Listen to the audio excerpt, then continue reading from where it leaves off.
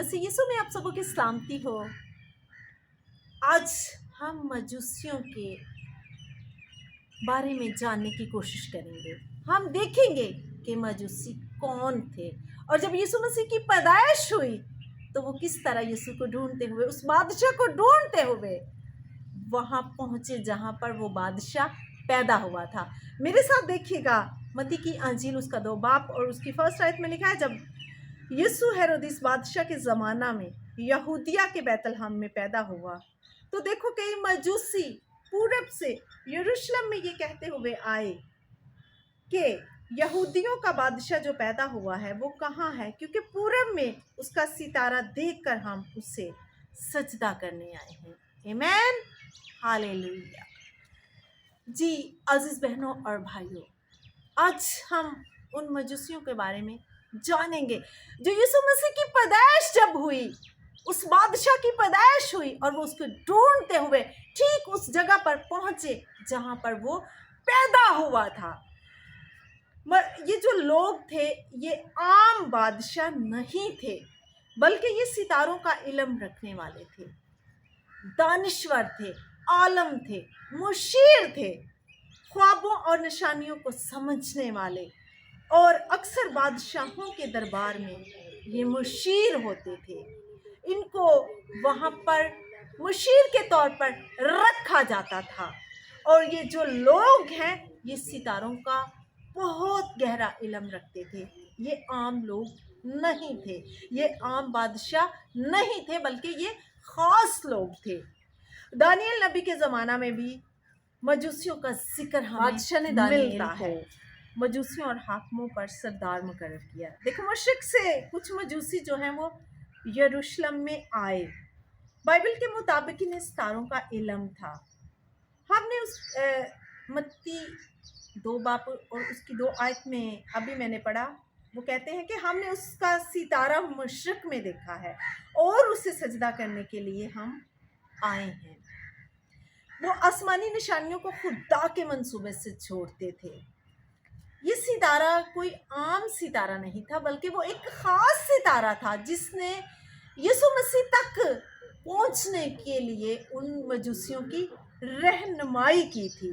यानी कि वो सितारा भी जो था वो आम नहीं था, बल्कि वो ख़ास था यीशु मसीह के वसीला से, यीशु मसीह की वसादत से, क्योंकि वही सितारा जो है उनको ठीक उस जगह पर लेकर गया जहाँ पर यीशु अल मसीह की पैदाइश हुई थी, जो इनकी रहनुमाई करता हुआ चलता रहा।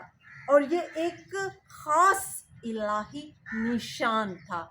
ये जो सितारा है ये भी एक ख़ास इलाही निशान था। वो सितारा उनके आगे आगे चलता हुआ उस जगह पर जाकर खड़ा हो गया जहाँ वो बच्चा था।